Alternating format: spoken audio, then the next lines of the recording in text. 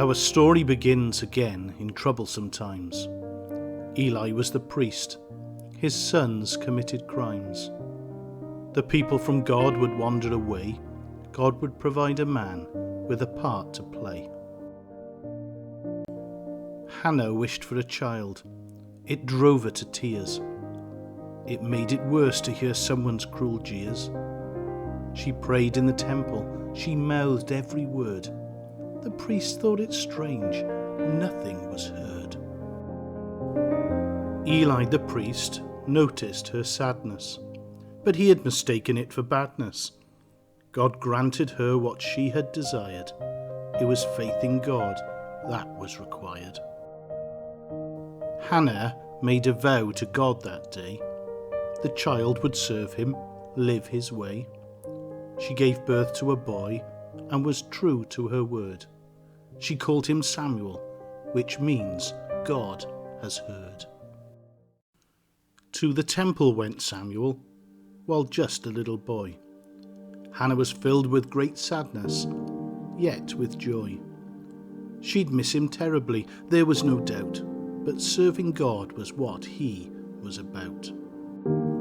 Hannah trusted in God, as she did always. In prayer she gave to God great praise. Samuel in the temple served, worthy of note.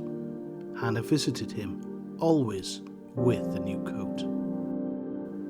Samuel's service brought Eli exceeding great joy.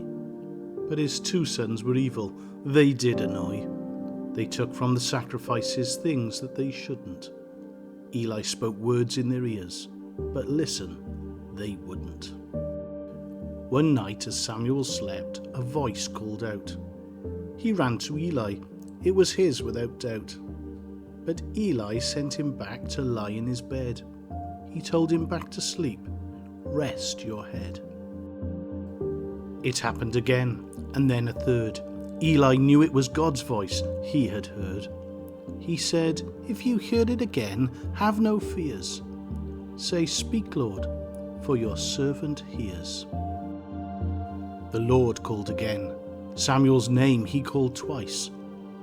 Samuel listened intently. He took Eli's advice.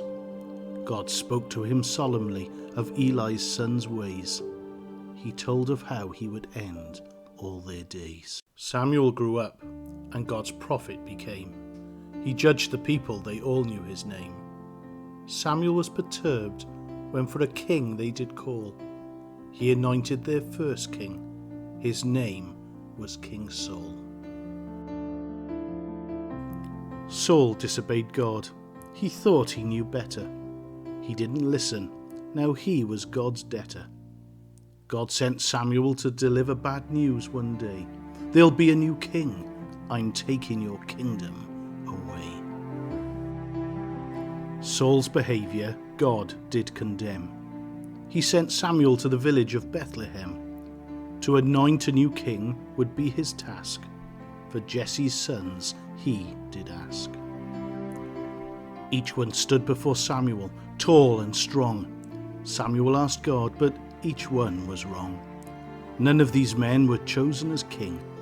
Samuel asked for the youngest son to come in. Jesse's youngest son was brought from the field. There before Samuel he just kneeled. We look at the outside, we think we're smart, but God in his wisdom looks at the heart. God saw in David things he admired.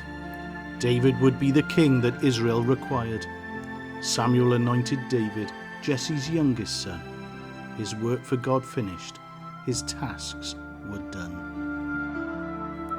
When God sees us, he looks right inside. He knows all about us, the things we would hide. The Bible says sin has tainted us all, and we can know cleansing when on Jesus we call.